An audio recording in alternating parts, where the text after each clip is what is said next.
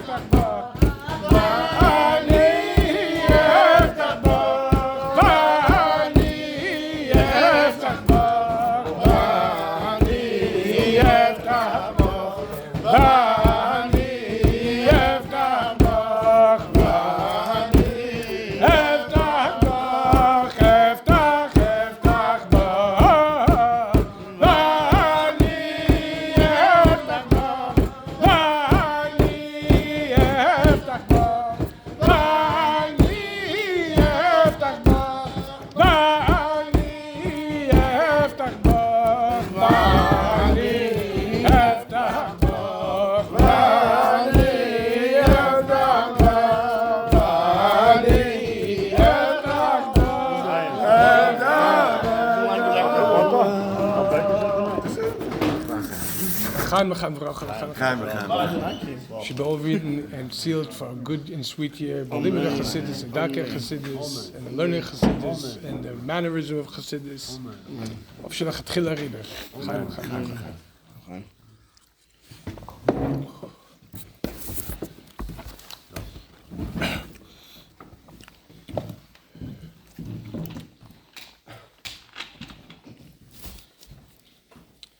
The Rebbe speaks about his kashrus. It's the famous Hayom Yom, that the manner in which to be miskasher to me, to be bounded to me, is through learning my discourses, my talks, my igros, the letters, a responsa, and of course, to immerse ourselves in the Rebbe's directives. Many years ago, when I was in Koilel, for the Rebbe's 100th birthday, each one of us took upon ourselves, as a present to the Rebbe, to go through the Rebbe's igros. Each one of us took a volume. And when you learn the igros, when you learn the letters, you see a whole different dimension of the Rebbe. On a very on one hand, you have a human being, but he is streaming godliness on a very practical and pragmatic way. There's a particular letter that I live with. It's a foundational letter. The Rebbe was responding to a woman who had, according to the Rebbe's response to her, written to the Rebbe several times. And each time she indicated to the Rebbe that her life, whether it was, I'm not sure if it was her family life or professional life, but she was going through dire straits. And each time she would write to the Rebbe, she would indicate that it became worse and worse. The Rebbe writes that although it seemed that you had more or less given up on you, I have not given up on you. However, I would like to draw your attention to the following few paragraphs with hopefully that if you internalize these paragraphs, your paradigm will shift. Rebbe begins by saying,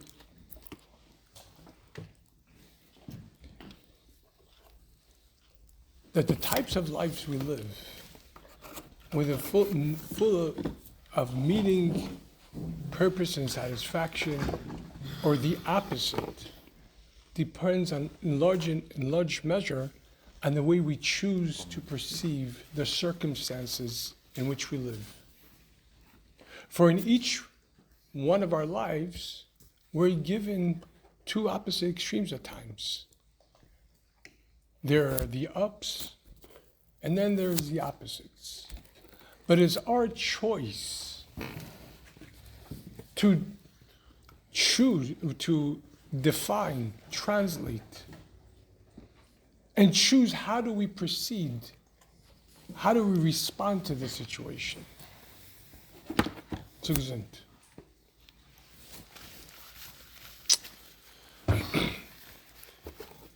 It is instructive, the Rebbe says, that the Gemara in Masechet Avodah Zarah says, or calls, Adam Harishon an ingrate, a kfui toiv. The Rebbe says that Adam Harishon lived in paradise, literal paradise. What's literal paradise? Every one of the human conditions that plague us, that makes us lift up our eyes to Hashem and says, Hashem ad Masai. How much more, Hashem? Whether it's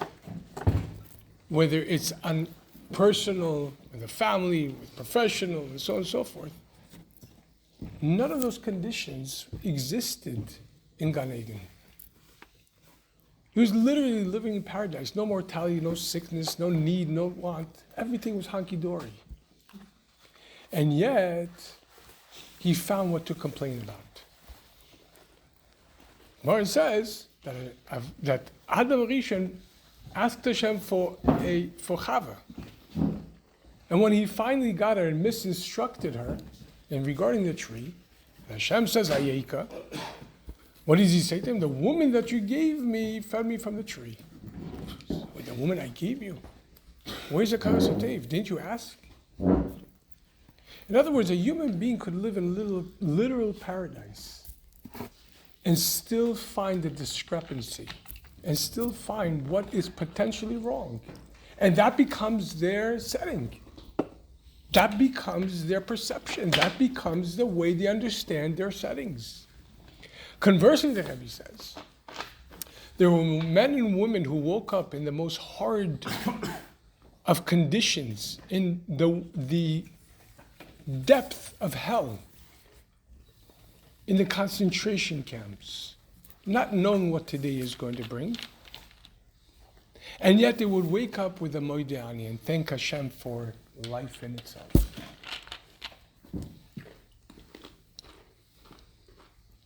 The Rebbe continues, it says, I'm not, God forbid, I'm not saying chaz v'shalom that anyone deserves suffering, etc. I'm simply underscoring the reality, which is the types of life we live, whether full of meaning and satisfaction and purpose, depends on the way we choose to perceive and to respond to our circumstances.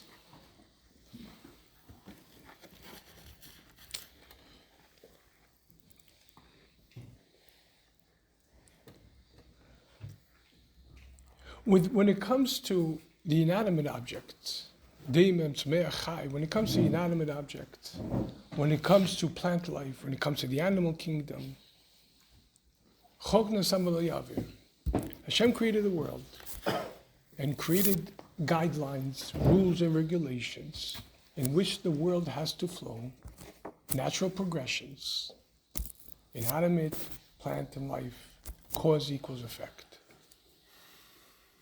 A rock has no choice of where it's going to be thrown, where it's going to be positioned, what's going to be done with it. A plant, once a seed is planted in the ground, depending if it's a fertile ground, if there's sunshine, photosynthesis, has no choice whether it's going to grow or not, or what type of a plant is going to be. An animal has survival instinct and needs to roam, and needs to procreate, and needs to eat. A lion doesn't choose whether it's going to eat a particular zebra or not. There's no such thing as a big bad wolf. A wolf gets hungry, he needs to eat. In other words, in all those planes of existence, cause equals effect. There's a cause and there's an effect. But when it comes to us, how much more so, particularly I'm Kreve, to the Bnei Yisrael, cause does not equal the effect.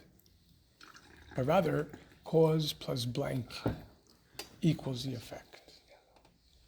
The blank being the way we choose to perceive the cause and the way we choose to respond to the cause.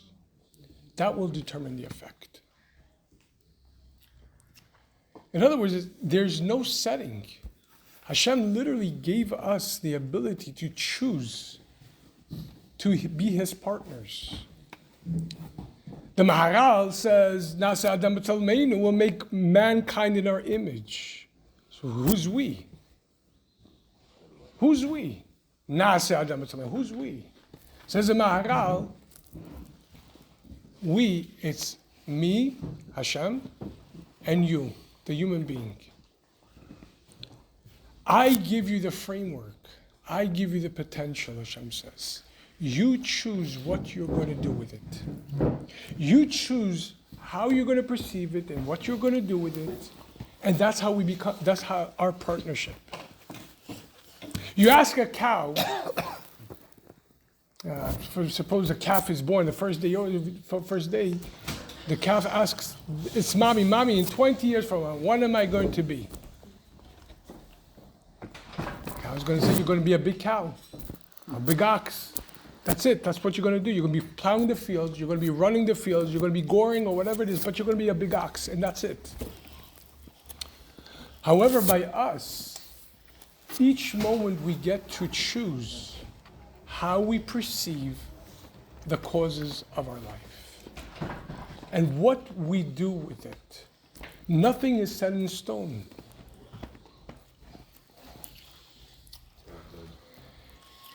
This is essentially important to understand and internalize, because one of the greatest shifts that we've seen in the course of the last 5 years, of course we've seen in the last 100 years, but more or less the last 5 years, we've seen a drastic change in the world.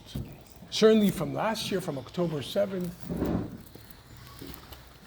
a shift of unprecedented proportions. In every single scale, and every single level, and every single tier, and every single sector of our lives, everything changed. And one of the things that we're constantly asking, when is it going to settle? When are things going to settle down? At what point are we going to get some respite, some relaxation? I've put in so much, I've went through so much, and I've achieved so much. But when am I going to be able to relax a little bit? When are things going to calm down a little bit? There are people, I live in Great Neck, Baruch Hashem, it's one of the most affluent areas in New York. And I could tell you there are times I go into mansions, $5-10 million mansion right overlooking the water, where the family goes on several vacations a year, and yet there's no tranquility.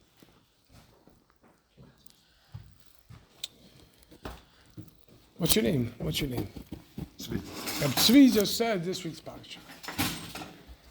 Parsha Vayeshev begins, Vayeshev Yaakov be'eretz mugorei aviv be'eretz Knan, and Yaakov settled in the land of his father, the land of Canaan. The Mefarshim immediately asked, the Rashi brings, because it's a question. What's the word Vayeshev? Obviously, when someone comes to a new domain, it's with the aim of settling down. Well, we would think that Yaakov would be constantly roaming around. So we know the famous midrash Rashi brings right off the beginning of the parsha, Bikesh Yaakov l'shev b'shalva. Yaakov asked to sit in tranquility. Miyad kavsa alav rigzu shel Yosef. Yaakov asked Hashem, I went through my brother. I had to run away from home. I went to my uncle's house and lived in years upon years of treachery. Parenthetically, the Haggadah in Pesach says, go out and see what Mabikesh Lavan. Let's examine what Lavan asked to do that even Paro didn't have the goal to ask. Lavan wanted to destroy, uproot the entire nation, where Paro only asked for the males. Yaakov had to live with treachery. Yaakov vied for Rachel and ended up with Leah. On top of this, Yaakov, not only being chased by his brother, lost his mother before he was able to come back. Where's the justice? Where's the divine justice? Yaakov Avinu, Avos Hen Markava. Who could serve greater? You could say, Hashem, I'm serving you, Hashem. Everything you ask for, I'm doing. Everything. Obviously, you could say that Chassidus explains that every one of their organs, every one of their limbs were pashut, batam avutal to Hashem. So where does it go wrong? So the question is not where does it go wrong, or where did it go strong? So that doesn't think wrong. It's also, or gives you perspective, not bashing the past. On top of this, now he has to deal with Dinah being raped, his own daughter, by none other than Shechem. A family trauma of global proportion.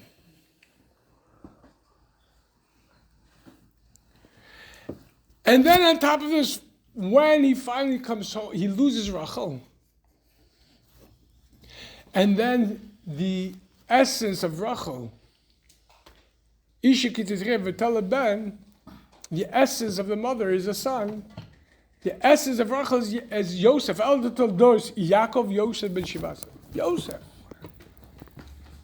Yaakov has to live with the thought that after everything I've been through, after everything I've experienced, Yosef is killed. And he goes into depression, as we know that Rashi himself says, the entire time that Yaakov suspected that Yosef was dead, he went into such a depression that Hashem didn't speak to him. And comes a question, and the Rebbe asks us in the Sikha, Bikesh Yaakov l'shem b'shalva. Yaakov asked for tranquility.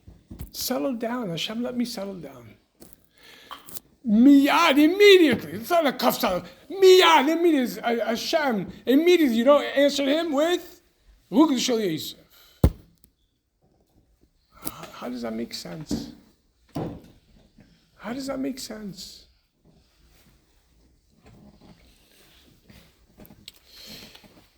In order to understand, we have to examine 2 points. What was Yaakov asking for? When most of us think about tranquility, what do we think about? Margarita on the beach. Oh, you got it. What's your name? Throw the show. That's it. You're sitting on some beach in the Bahamas, in Turks and Caicos, with a margarita. The seagulls are chirping up there. The waves are crashing. Quiet. Nice 85-degree weather. Not like here's freezing. No, you're far away. You're far away. You're far away. Nobody knows who you are and where you are. Nope, these guys will find me. You, yes. No, but the truth is, there is no tranquility because there's a rabbi coming for you. That's it. You know the rabbi's coming for you. Even then, the rabbi's coming for you. Those rabbis know how to find you. Who could be there? No, but When we think about tranquility, we think about the absence of problems. And we always tell ourselves, when this or this or this, when condition A, B, or C will be met in my life, then when I have my children, when my children get married, when are this and when are this. But in reality, it was very interesting. They did a study years ago. They took about several hundred families and they tracked them throughout 50, 60 years. When they first got married, all the way until the grandchildren get married. They asked each few years, how much money do you need in order to live? It starts one level, because you know what's good. You have 100, you want 200. You have 200, there's always going to be more. Under 350,000, you consider poor. Ein ani ela b'das.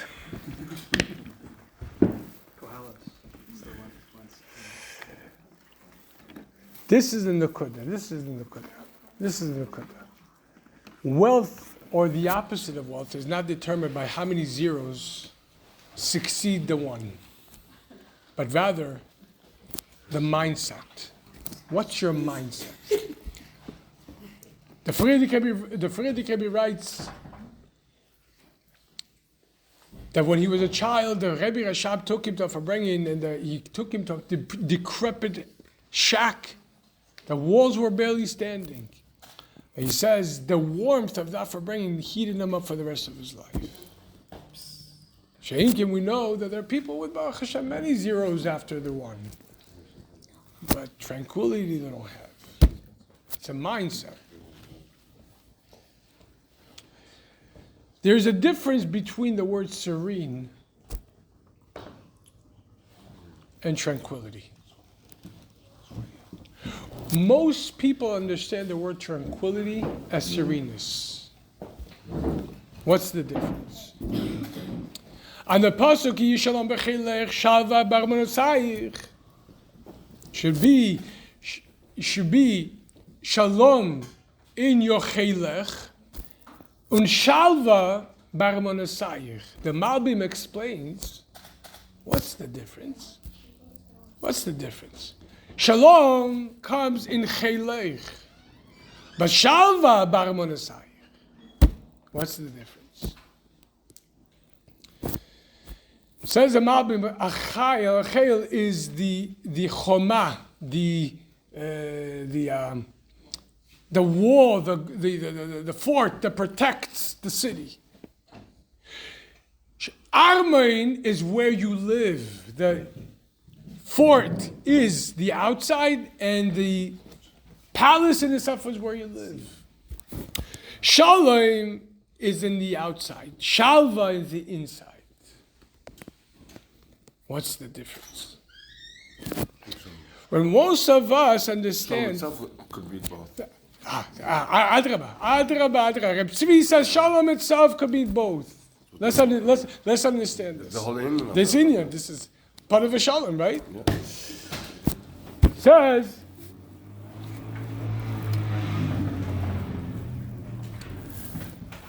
What's the difference between sereneness, being serene, and tranquility? Where most of the world aspires for tranquility, but mistranslates the word. What's the difference between the two? Serene is passive. Serene is an absence of activity. When one could sit on a beach, in the Bahamas, Turks and Caicos, or wherever it is, in a room, without anybody bothering you, the bills are paid, children are married, everything's hunky-dory, geschmack. Question is that tranquility? Is not. It's not tranquility. Because what happens if the conditions shift? What happens when you got to go back home? What happens when an unexpected bill comes in that you didn't anticipate? What happens when COVID breaks out? October 7th breaks out? Oh. You're just distracted. Sereneness is a chitzeini condition. It's external. Where shalva is internal and proactive. Shalva does not require, the Beriut, shalva does not require any condition from the outside of us to be met. Tranquility doesn't require any check boxes to be checked. Rather, the way we translate the externality. The way we translate, the way we perceive the causes in our lives, the way we choose to respond to the causes of our lives based on the perception, is what affects our tranquility. In other words, whether it happens this way or another, what's the difference? Rav Tzvi says, but shalom can also be understood as shalva. Shalom, as we know, is not peace. Shalom is harmony. It's synergy.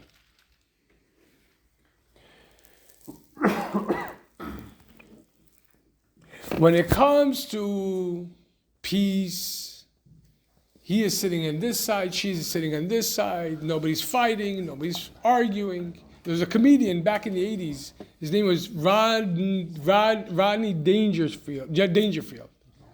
One of his bits was, my wife and I live in 2 different rooms. We have 2 different outings. We have 2 different sets of friends. We take 2 different vacations. We do everything to maintain family peace. Peace is exactly that.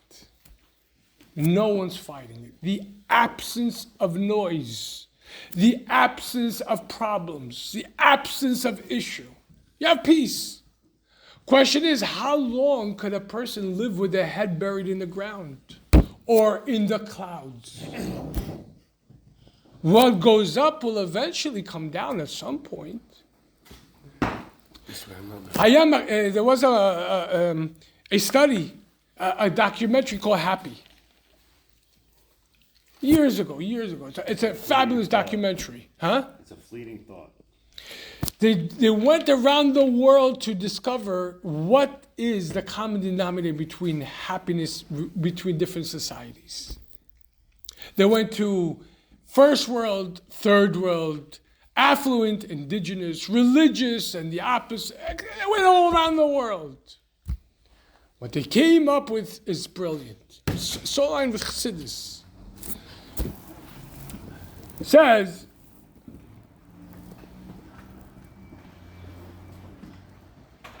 that where most people strive for is not happiness.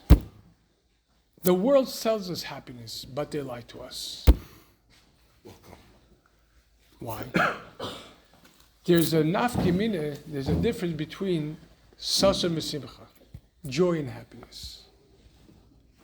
Where joy requires everything to work out outside of me the way I anticipated it, the way I need it, the way I want it, the way it's going to make me comfortable, and so on and so forth. How many times in our life does that actually happen? Never. Once in a while, you have bar mitzvah, you get married, you have a child, you get a promotion, you graduate high school. It happens. But handfuls of times in our lives. Where happiness, the Tikkun Zohar says, Besimcha oisies machshava. Being happy is a mindset. Being happy, it doesn't require any external conditions to be met, but rather how we choose to perceive and to respond to the causes in our lives. I'm going to ask you a question. What's the ultimate cause in our life? Doesn't matter if it's a he, a she, a them, at that time, this happened, this. What is the ultimate cause? What's the ultimate cause? Huh? Hashem. You know, it says, V'ik Hashem, B'Shem Havaya Keiloilam. Abraham planted an orchard in Beersheba, and he says, or he called it, what did he call it? Havaya Keiloilam.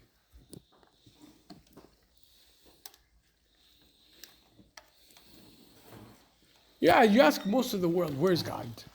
Where's God? Where is God? The world, you ask the world, where is he? Up there. Where is up there? Oh, somewhere up there. Why up there? Because he can't be down here. Just can't. That's good and said already. Whatever you let him in. Yeah, but you ask the world. Olam Mishal Elam. Not a yid is educated. Elam, the Helam says, the concealment says, where is God can't be in the concealment. It can't be where I'm going through right now. Where are you, God, in all of this? I'm doing my best and this and that. Where are you, God? Ayeka Hashem. Be'emor alai kol hayom ayelokecha. The David HaMelech says, "Hi, so the masi yom v'layla, lechem yom v'layla, be'emor alai kol hayom ayelokecha." David HaMelech cries. You know, he cries morning and night. He cries for what? When they say to me, "Where's your God?" Why is he crying? World comes asking, "Where's your God?" somebody on the street, excuse me, Lubavitcher, where's God? You're going to cry. Chabad doesn't cry. Says David Melech wasn't crying because you're asking where's God. Asking where's your God. Where's yours? Where's the God in your life? No, it has to be somewhere up there. Somewhere up there. Because in my life it doesn't register. How could there be a God and this in the same situation?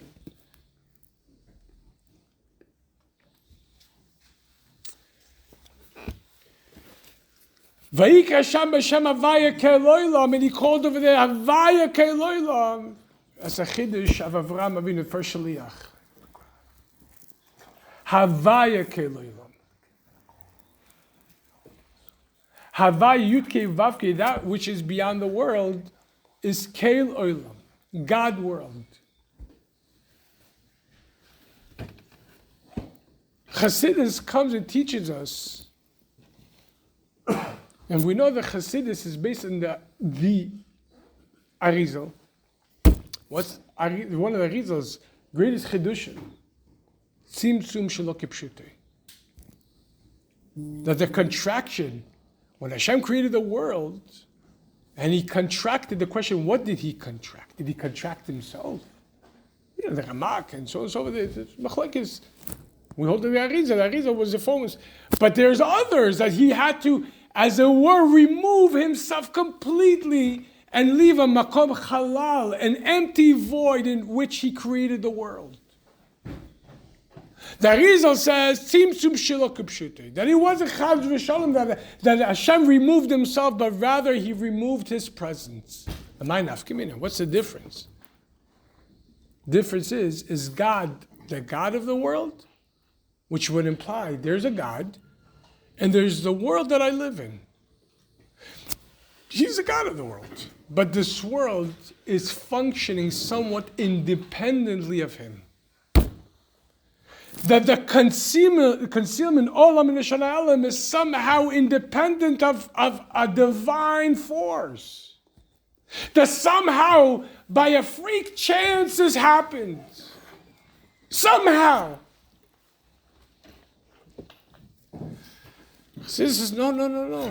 Chaz v'shalom. Havaya ke'Elolam.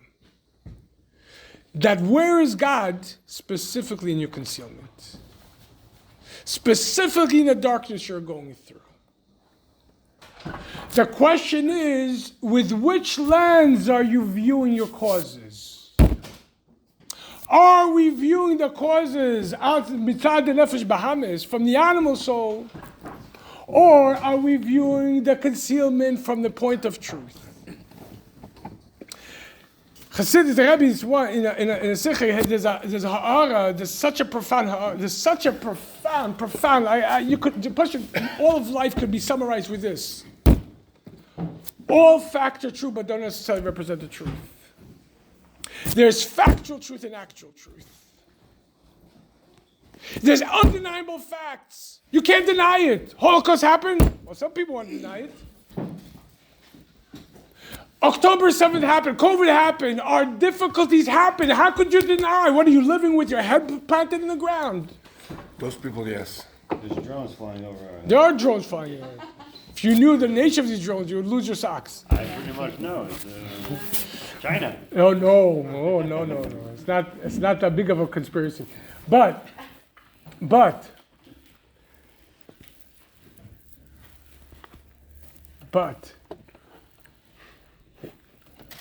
in knowing there's facts and truth. If the world was functioning independently of God, God is up there. But I'm in the muck. I'm down here. Well, what do you want from me? What do you want from me? However, the truth of the world, the bottom line truth, the thread that ties through, that runs and ties every minor, every major event, a raindrop falling on your windshield, everything's hashgacha pratis, as the Baal Shem Tov says. to fulfill Hashem's kavanah and creation of the world. Means every event happens exactly how it needs to happen. Huh? Perfectly calculated. The difference between sereneness and tranquility is passive, and when things are working out the way I need them to, and the way I want them to, and the way and so on and so forth, I'm happy. Until things don't. Tranquility is proactive. Tranquility comes from Pnimius and Neshama, from the essence, from the Pintel Yid, from Nekudas HaEmunah and the Yid. There's a mimer from the Rebbe Rashab explains where does the capacity of Emunah come into the human being. An animal can't go against its own nature. A plant cannot start growing inwards. It's just not its nature. We're the only creatures that are able to choose our way. Where does our ability to choose God when logic doesn't make sense? Where does it come from? Says the Rebbe Rashab, Emunah stems from the essence of the neshama. That the essence of the neshama has koach hariyah. It sees God. It feels God. It perceives God. But when it comes down here, but over here we don't see it, but the neshama through the mazal streams it.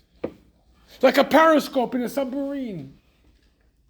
Way above the helm, way above the concealment, the neshama sees, it feels, it knows the truth. And it doesn't get distracted by the facts.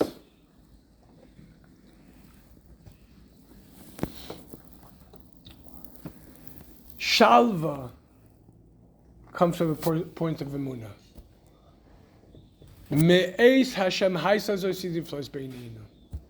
This is from Hashem. When a Jew knows that all my causes, all the traumas, everything I've been through, everything I'm going through, me'ez Hashem, it's a pella.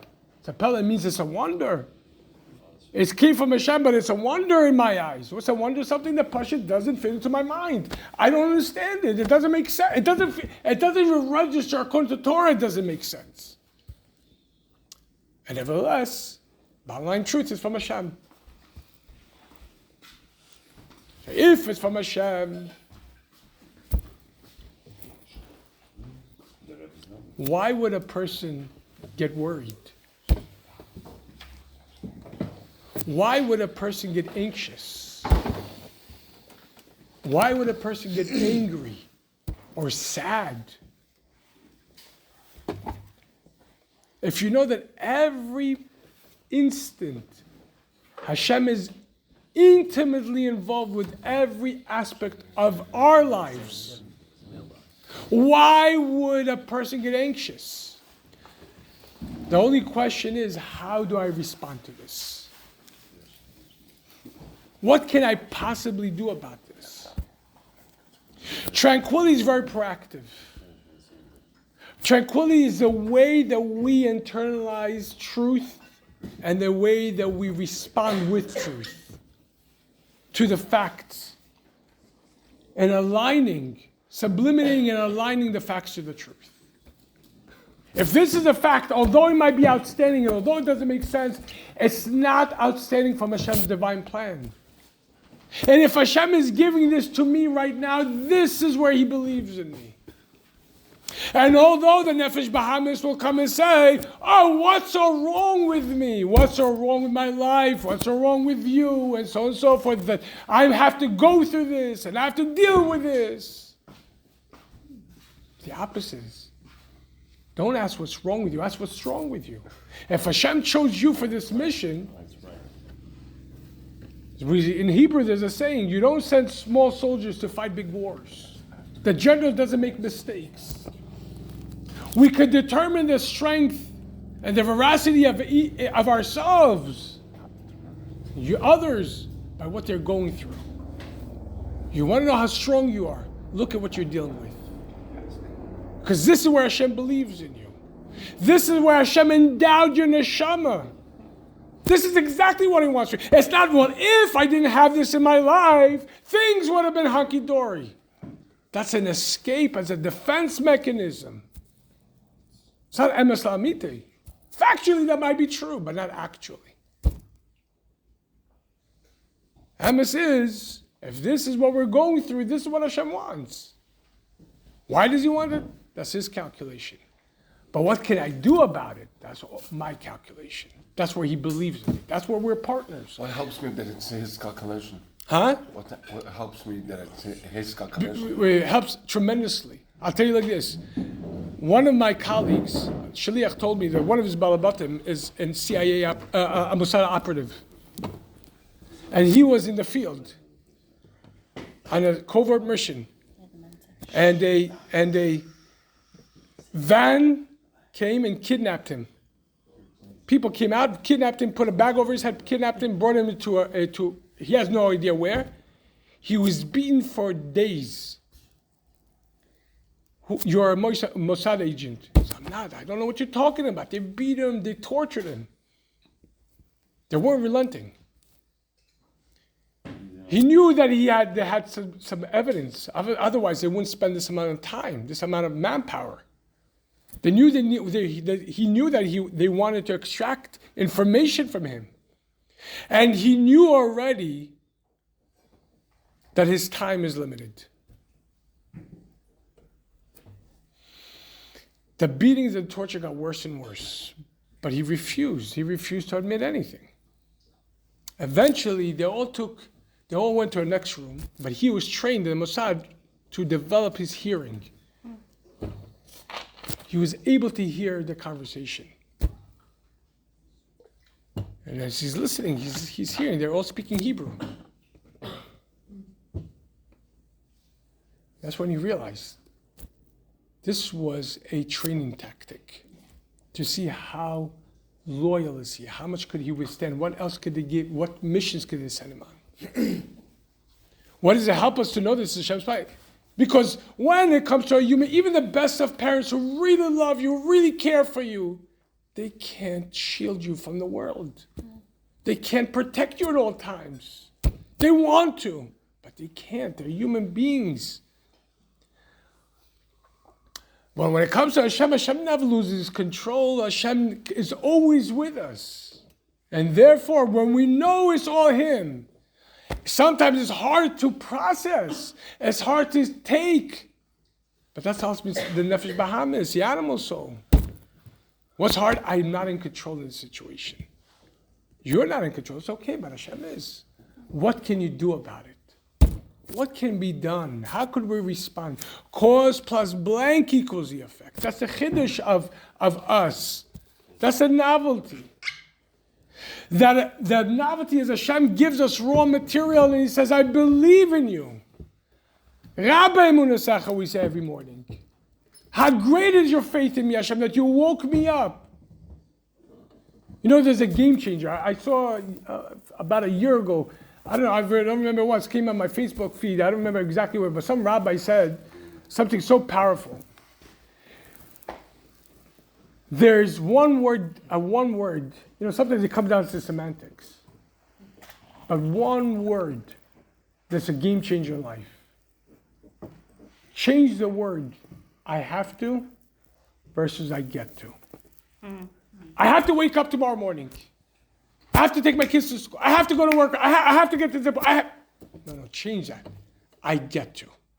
I have the privilege to wake up in the morning. I have the privilege to take the kid. I have the privilege to go to work. Basically being empowered. Because you understand that you're given a privilege from the Creator, from the Abish. What's that Abish? He's the one who's bringing the creation every single second on you, and He believes in you so much that this is what He's waking you up to.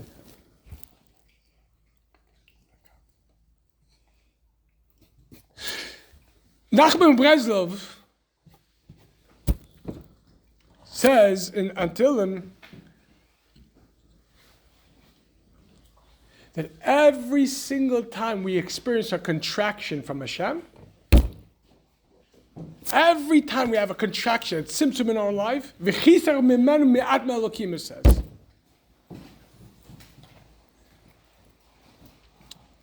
Every time that he diminished us, he made us ma'adam. He said, the Melech says, what's the benefit of a human being that you would take him seriously? And you made him even less Elohim, right? Like Nachman of Brezov says, what's the pshat? It says, any time we have a chisaron in our life, any time we have a diminishing in our lives, it's come from Elohim. What's that mean?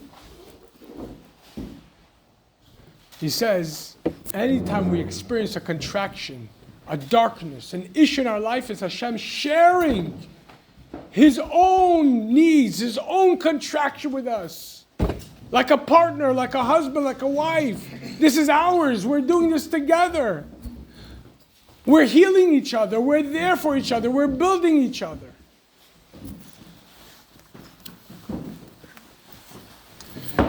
Shalva doesn't mean the absence of negativity. It's understanding that if I have a chisaron in my life, that might be factually true, but the actual truth is this is where Hashem believes in me to be able to be mashlim His kavanas aliyena, to be mashlim, to fulfill His divine intention. And He's sharing His deepest, darkest recesses with us. What's dark? Dark is something that can't be revealed. Essence, something that cannot grow, doesn't diminish.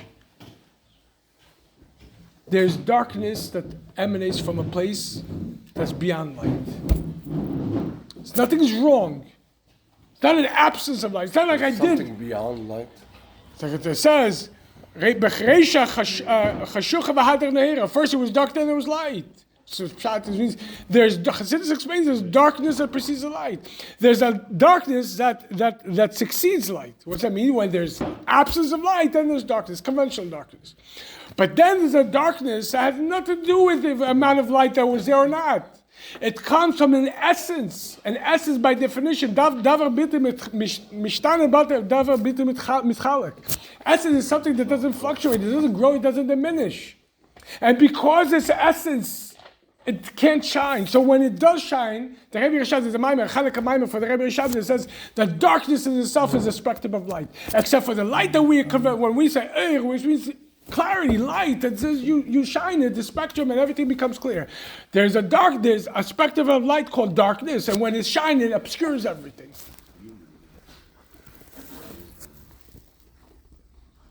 And over there, as much as light as you're going to shed is not going to be good enough. Over there is hapcha. You have to transform it. And in order to get to hapcha, you have to do iskafir first. In order to transform first, you have to subjugate. What's that mean? What's the pshat? Shalom, as Rev Tzvi says, there's also, shalom is harmony. It's not peace. In order to have inner tranquility, first you have to learn how to define your outer perimeters in a harmonious way. That this is God. This is God speaking to me. This is God believing me. This is God literally sharing His innermost needs with me. And once I recognize that, I said, Baruch Hashem, it's all good. It doesn't mean it's not going to be painful. It doesn't mean it's not going to be hard. It doesn't mean it's not going to be challenging. But one thing it definitely means. You know what's not going to happen? No anxiety, no anger, no sadness.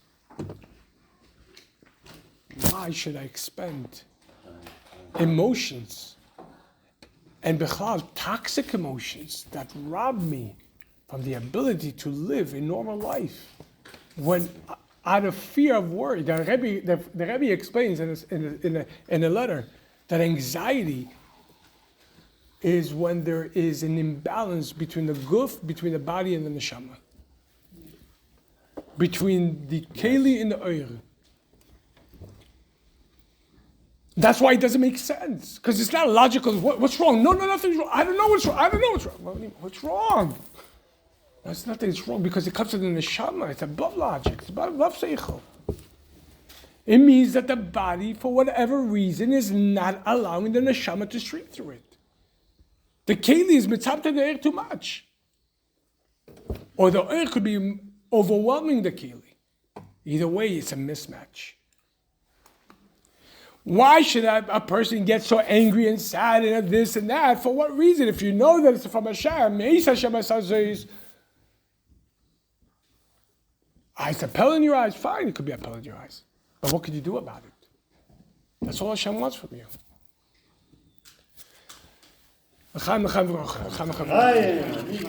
Oh, wow. You just felt very straight for like an hour.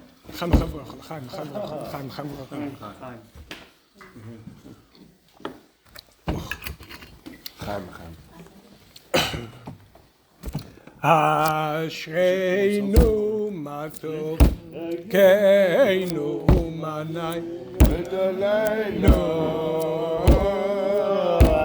Ashreinu matov Playing words, but the difference in between complete and finished. What's the difference in between complete and finished? whole, I'm done. So with the right partner.